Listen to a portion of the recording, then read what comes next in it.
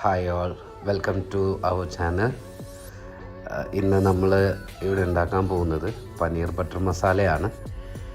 Paneer butter masala ഉണ്ടാക്കുന്നതിന് വേണ്ടിയിട്ട് നമ്മൾ എടുത്തിട്ടുള്ളത് 1.5 കപ്പ് പനീർ, 2 വലിയ തക്കാളി, പച്ചമുളക്, ഇഞ്ചി, വെളുത്തുള്ളി, സവോള, അണ്ടിപ്പരിപ്പ്, മല്ലിച്ചപ്പ്, കസൂരി മേത്തി, ഗരം മസാലപ്പൊടി, മല്ലിപ്പൊടി, മഞ്ഞൾപ്പൊടി, മുളക് പൊടി, ബട്ടർ, പാല്, ഉണക്കമുളക്, ജീരകം, ഇത്രയാണ് നമ്മൾ എടുത്തിട്ടുള്ളത്. ഇപ്പം നമ്മൾ ഒരു പാൻ എടുത്തിട്ട് അതിൽ 3 ടേബിൾ സ്പൂൺ ഓയിൽ ചൂടാക്കിയിട്ട് അതിലോട്ട് നമ്മൾ നേരത്തെ കട്ട് ചെയ്ത് വെച്ചിട്ടുള്ള എല്ലാ വെജിറ്റബിൾസും കൂടെ ഒരുമിച്ചിട്ടിട്ട് നന്നായിട്ട് വഴറ്റിയെടുക്കുകയാണ് ചെയ്യുന്നത്. എന്നിട്ട് അത് നന്നായി ഒന്ന് വഴറ്റി അതിൻ്റെ കളറൊന്ന് പോയി ആ പച്ചമണം പോകുന്ന സമയത്ത് നമ്മൾ നേരത്തെ എടുത്ത് വെച്ചിട്ടുള്ള ഉണക്കമുളക്, ജീരകം, അതുപോലെ തന്നെ നമ്മളുടെ മസാലപ്പൊടികൾ എടുത്ത് വെച്ചിട്ടുള്ള മസാലപ്പൊടികൾ കംപ്ലീറ്റ് നമ്മൾ അതിൻ്റെ കൂടെ തന്നെ ആഡ് ചെയ്ത് കൊടുക്കണം.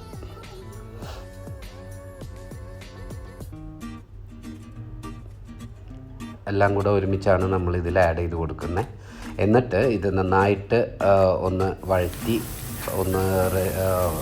ആ ഒരു പച്ചമണമൊക്കെ ഒന്ന് പോകുന്ന സമയത്ത് നമ്മളത് വാങ്ങി വെച്ചിട്ട് അത് നമ്മൾ ആ ഒരു ഇളം ചൂടോടുകൂടെ തന്നെ മിക്സിയിലിട്ടിട്ട് അരച്ചെടുക്കുന്ന സമയത്ത് നമുക്ക് ഇതിൽ പാല് ചേർത്ത് കൊടുക്കാം. വെള്ളത്തിന് പകരം നമ്മൾ പാല് ചേർത്ത് കൊടുത്ത് നന്നായി അരച്ചെടുത്തതിന് ശേഷം അത് അരിച്ചെടുക്കുന്ന സമയത്ത് അതിലെ തരികളെല്ലാം പോയി ആ ഒരു ക്രീം മാത്രമായിട്ട് നമുക്ക് കിട്ടും.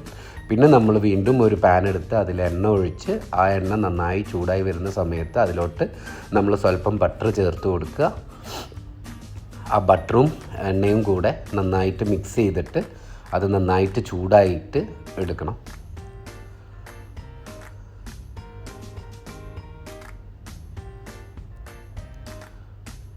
അങ്ങനെ നന്നായിട്ട് മിക്സ് ചെയ്തിട്ട് ആ എണ്ണ ചൂടായി കഴിഞ്ഞാൽ ആ ചൂടുള്ള എണ്ണയിലോട്ട് നമ്മൾ നേരത്തെ അരിച്ചു വെച്ചിട്ടുള്ള മിക്സ് ചേർത്ത് കൊടുക്കുക. എന്നിട്ട് അത് നന്നായിട്ടൊന്ന് ഇളക്കി യോജിപ്പിച്ച് കൊടുക്കുക.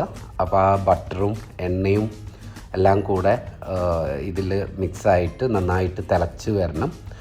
എന്നിട്ട് നമ്മളിത് കുറച്ച് നേരം വെച്ച് ഇത് തിളച്ച് വരുന്ന സമയത്ത് ഇപ്പോൾ നന്നായിട്ട് തിളച്ചിട്ടുണ്ട്. ആ തിളച്ചതിലോട്ട് നമ്മൾ എടുത്ത് വെച്ചിട്ടുള്ള പനീർ നമ്മൾ അതിലോട്ട് ഇട്ട് കൊടുക്കുകയാണ്.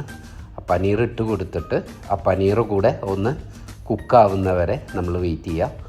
പിന്നെ പനീറിന് അധികം സമയം വേണ്ടി വരത്തില്ല, നമുക്കത് കുക്കായിട്ട് വരുന്നതിന് വേണ്ടിയിട്ട് അധികം സമയം വേണ്ടി വരത്തില്ല. നമ്മൾ നന്നായിട്ട് മിക്സ് ചെയ്തിട്ട് കുറച്ച് നേരം വെച്ച് കഴിഞ്ഞാൽ നന്നായിട്ട് തിള വന്നിട്ട് ഈ പനീർ നന്നായിട്ട് കുക്കാവും. കുക്കാവുന്ന സമയത്ത് നമുക്കിപ്പോൾ ഈ ഒരു ടെക്സ്ചറൊക്കെ ഒന്ന് മാറി എല്ലാം ഒന്ന് വൃത്തിയായി കിട്ടും. പിന്നെ അതിലോട്ട് കുറച്ച് മല്ലിച്ചപ്പും അതുപോലെ തന്നെ കസൂരി മേത്തിയും ഒന്ന് ക്രഷ് ചെയ്തിട്ട് കയ്യിലിട്ട് ഒന്ന് ക്രഷ് ചെയ്തിട്ട് ഇട്ട് കൊടുക്കുക. എന്നതിൻ്റെ ശേഷം നമ്മളതൊന്നുകൂടെ ഒന്ന് മിക്സ് ചെയ്ത് കൊടുക്കുക. ഈ മിക്സ് ചെയ്ത് കൊടുക്കുന്ന സമയത്ത് കുറച്ച് ഞാൻ RKG നെയ്യാണ് യൂസ് ചെയ്യാറ്. അപ്പോൾ കുറച്ച് നെയ്യും കുറച്ച് ബട്ടറും കൂടെ ഇതിൻ്റെ ഇടയിൽ ചേർത്ത് കൊടുക്കുക. എന്നിട്ട് സ്വല്പം പഞ്ചസാര, ഞാനിവിടെ ഒരു 1.5 സ്പൂണ് പഞ്ചസാരയാണ് എടുത്തിട്ടുള്ളത്. നമ്മൾ നേരത്തെ മസാല ഉണ്ടാക്കുന്ന സമയത്ത് തന്നെ ആവശ്യത്തിന് ഉപ്പ് ചേർത്ത് കൊടുക്കാൻ മറക്കരുത്, ഞാനത് പറയാൻ വിട്ടുപോയി. എന്നിട്ട് അതിലോട്ട് ഞാനിപ്പോൾ ഞാൻ RKG നെയ്യാണ് യൂസ് ചെയ്യാറ്. അപ്പോൾ ആ ഒരു നെയ്യിൻ്റെ രുചിയും മണം കൂടെ വരുമ്പോൾ കുറച്ചും കൂടെ നമുക്കത് നല്ല ടേസ്റ്റി ആയിട്ട് തോന്നും. അതിലോട്ട് നമ്മൾ ആ തിള വന്ന് നമ്മൾ നെയ്യ് ഒഴിച്ചതിന് ശേഷം അതിലോട്ട് ബാക്കിയുള്ള മല്ലിച്ചപ്പും കസൂരി മേത്തിയും കൂടെ ഇട്ട് കൊടുത്തിട്ട് നന്നായിട്ട് യോജിപ്പിച്ചതിന് ശേഷം നമുക്ക് തീ ഓഫ് ചെയ്യാൻ പറ്റും. തീ ഓഫ് ചെയ്ത് വെച്ചിട്ട് അതിൻ്റെ മുകളിലോട്ട് നമുക്ക് വീണ്ടും കുറച്ച് നെയ്യും ബട്ടറും ഇട്ടിട്ട് ഒന്ന് ഇളക്കിയെടുത്തതിന് ശേഷം നമുക്കിതിനെ സെർവ് ചെയ്യാം. അപ്പോൾ നമ്മുടെ പനീർ ബട്ടർ മസാല റെഡി ആയിട്ടുണ്ട്.